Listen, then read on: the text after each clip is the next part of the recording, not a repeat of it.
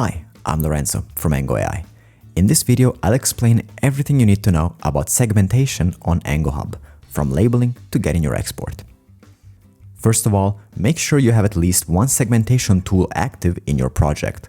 If you don't, simply go to the Settings tab, click on Add Category, and then on Segmentation.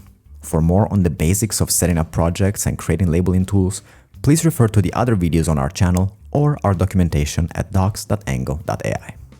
To start segmenting your image, simply click on a segmentation tool and then on the image itself. Hold down the left mouse button to keep segmenting. If you realize you've made a mistake, click on the right mouse button to delete the last point you've placed. Here's a trick.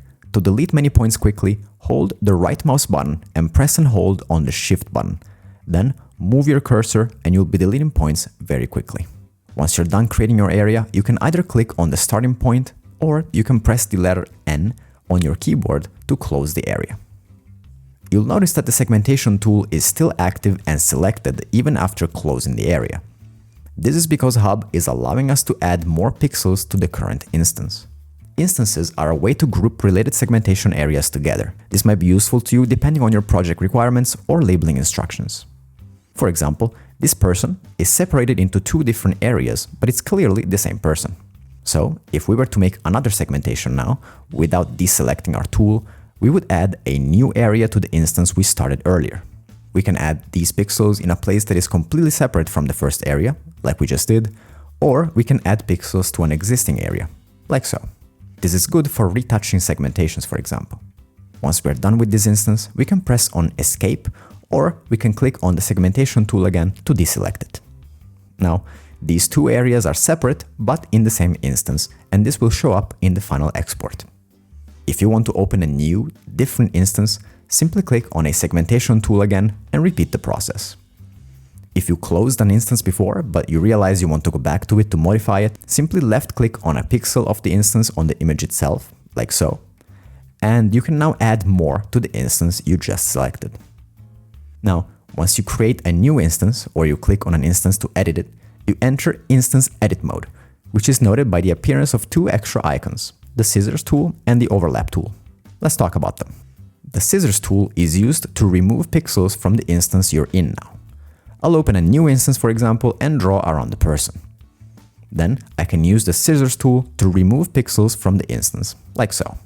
The result we got is the same as the one we got before. We have two areas belonging to the same instance, but where the Scissors tool really comes in handy is for making holes. We can label this person, for example. Then we can select the Scissors tool and make a hole where needed. The other tool is the Overlap tool.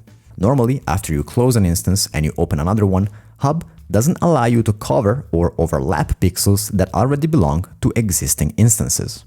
This is ideal to achieve complete coverage of an image. For example, we can now segment all other pixels in this image simply by clicking just outside the four corners of the asset, like so.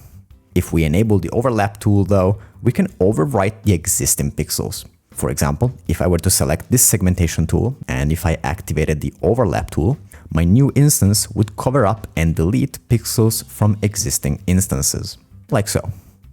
We're done with labeling, but there is one thing you need to know about exporting segmentations, and it is that by default, exports do not contain segmentation points. To include segmentations in your exports, from the Export tab, click on Fields and make sure to enable the toggle next to segmentation points. Now, you can get your exports with segmentations. For more information, as always, feel free to browse our documentation at docs.ango.ai or send us an email at support@ango.ai with any questions you might have. Thank you for watching.